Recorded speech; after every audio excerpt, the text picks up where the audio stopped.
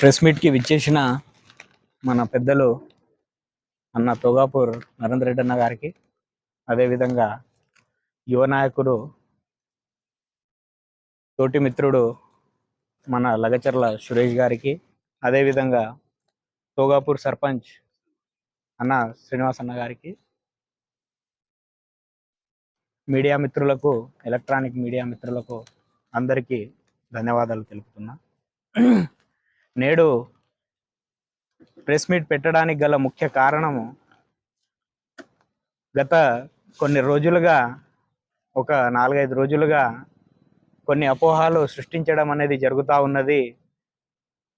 మిత్రుడు సురేష్ పార్టీ మారిండు అనే కోణం లోపల అందరూ మాట్లాడుతూ ఉన్నారు. దీనిని మేము ఖండిస్తున్నామని చెప్పేసి తెలియజేస్తూ ఉన్నాము. అతను నేటికి ఎటువంటి ప్రచారం చేయలేదు, ఎవరిని సంప్రదించలేడు, పార్టీ మారుతున్నా అని చెప్పేసి. ఆయన ఇప్పటికీ కూడా బీఆర్ఎస్ పార్టీలోనే కొనసాగుతున్నాడు అని చెప్పేసి మేము చెప్తా ఉన్నాం.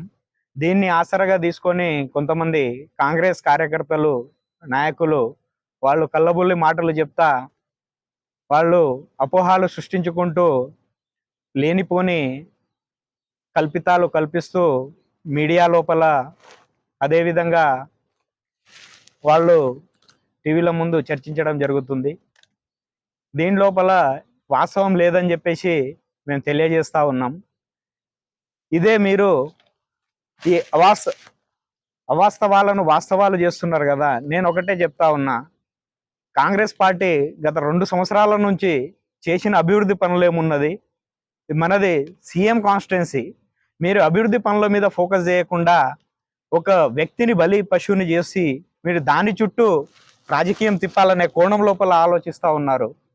మీరు ఇచ్చిన 6 గ్యారెంటీల మీద ఫైట్ చేయండి. 6 గ్యారెంటీలు మీరు చేసిన పనులు ఏమున్నది, అభివృద్ధి పనులు ఏమున్నాయి, మన కొడంగల్ నియోజకవర్గానికి ఎటువంటి నిధులు సమకూర్చారు, తండాల అభివృద్ధి ఏమైంది, గ్రామాల అభివృద్ధి ఏమైంది, ఆ కోణం లోపల మీరు ఆలోచించి అభివృద్ధి దిశగా మాట్లాడాలని చెప్పేసి మేము కోరుతా ఉన్నాం. కానీ ఏదో ప్రచారాలు చేస్తూ కేటీఆర్ గారి మీద, కేసీఆర్ గారి మీద, నరేందర్ అన్న మీద లేనిపోని మాటలు కల్పితాలు కల్పిస్తూ మీరు అపోహాలు సృష్టిస్తున్నారని చెప్పేసి చెప్తా ఉన్నాము. కొన్ని గ్రామాల లోపల మీరు కార్యకర్తలు, మీ సర్పంచ్గా నిలబెట్టడానికి మీకు కార్యకర్తలు లేని పరిస్థితిని నేడు మేము తీసుకొని వచ్చామని చెప్పేసి మేము గర్వంగా చెప్తా ఉన్నాం. మీరు ఇచ్చిన 6 గ్యారెంటీలు ఏమైంది? పాలమూరు రంగారెడ్డి ప్రాజెక్ట్ ఏదైతే ఉందో ఆ ప్రాజెక్టుని దాదాపుగా 90% కంప్లీట్ చేసిన ఘనత మన మాజీ ముఖ్యమంత్రి వర్యులు కేసీఆర్ గారికే దక్కుతుందని చెప్పేసి నేను చెప్తా ఉన్నా. 10% పనులను మీరు పూర్తి చేయలేకపోతున్నారు. ఆ 10% పనులు పూర్తి చేస్తే కేసీఆర్ గారికి మంచి పేరు వస్తుంది, ఆయనకు చిరస్థాయిగా చరిత్రలో నిలిచిపోతుంది అని చెప్పేసి మీరు ఆ 10% పనులు కూడా మీరు పూర్తి చేయలేని పరిస్థితి, నేడు ఇంత దౌర్భాగ్య పరిస్థితి తీసుకొచ్చారని చెప్పేసి నేను చెప్తా ఉన్నా. మీరు కాంగ్రెస్ ప్రభుత్వం చేసే పనులు ఏదైతే ఉందో దాంట్లోపల ఎగవేతలు, కూల్చివేతలు తప్ప, మరి పేల్చివేతలు, ఇవి తప్ప మీరు చేసే పనులు ఏం లేవు.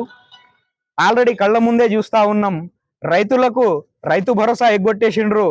కూల్చివేతలు మనము ఏదైతే ఉందే మూసి బాధితులు హైడ్రా ఆల్రెడీ కూల్చివేతలు స్టార్ట్ చేయడం అనేది జరిగింది. పేల్చివేతలు అంటే దాదాపుగా మనం కట్టిన బ్యారేజీలు ఏదైతే ఉన్నాయో దాదాపుగా అన్ని బ్యారేజీలు, దాంట్లో ముఖ్యంగా మేడిగడ్డ బ్యారేజ్ని మొన్ననే చాలా మంది చెప్తా ఉన్నారు బాంబులు పెట్టి పేల్చేస్తామని చెప్పేసి. అంటే మిమ్మల్ని అధికారం ఇచ్చింది ప్రజలు, కూల్చడానికి, పేల్చడానికి, ఎగవేత చేయడానికా అని చెప్పేసి నేను చెప్తా ఉన్నా. మీరు అభివృద్ధి పనులు చేయండి, అభివృద్ధి పనులు చేపించి ప్రజలు మన్ననలు పొందండి. అంతేగాని మా కేటీఆర్ గారి మీద, కేసీఆర్ గారి మీద, నరేందర్ అన్న మీద మీరు కళ్ళబొల్లి మాటలు చెప్తే మాత్రం ఖబర్దార్ ఊరుకునేది లేదని చెప్పేసి నేను బహిరంగంగా తెలుపుతున్నాను. మీకు కేటీఆర్ అన్న గురించి మీకు ఏం తెలుసు అని చెప్పేసి మాట్లాడుతూ ఉన్నారు. నేడు హైదరాబాద్ పరిస్థితి చూసుకోండి, ఎంత బ్రహ్మాండంగా అభివృద్ధి చేశారో. ఒక్కసారి మీరు ఐటీ కంపెనీలు కానీ, ఐటీ హబ్లు కానీ, అక్కడ ఉన్న సాంకేతిక పరిజ్ఞానాలు కానీ, హైదరాబాద్ దిశ అసలు ఏ విధంగా ఆయన రూపకల్పన చేసి ఏ విధంగా అభివృద్ధి చేసిండో ఒక్కసారి చూసుకోండి అని చెప్పేసి నేను చెప్తా ఉన్నాను. అంతేగాని ఏదో రాజకీయ కోణాలను మీరు మభ్యపెట్టే ప్రయత్నాలు చేసి మీరు అందరూ పార్టీలు మారుతున్నారు, బీఆర్ఎస్ పార్టీ ఖాళీ అయిపోయింది అని చెప్పేసి. ఒకరిద్దరు పోయినంత మాత్రాన బీఆర్ఎస్ పార్టీ ఎప్పుడు ఖాళీ కాదు. బీఆర్ఎస్ కుటుంబం అన్న తర్వాత సమస్యలు వస్తూ ఉంటాయి, పోతా ఉంటాయి. మేమందరం దాన్ని కూర్చొని సర్ది చెప్పుకుంటూ అది చేసే బాధ్యత పెద్దలు తీసుకుంటారు. అంతేగాని మా లోపల ఎటువంటి అసమ్మతి సెగలు కానీ అది ఇంకోటి వేరే విధంగా ఆలోచించాల్సిన అవసరం లేదని చెప్పేసి నేను తెలుపుతా ఉన్నా.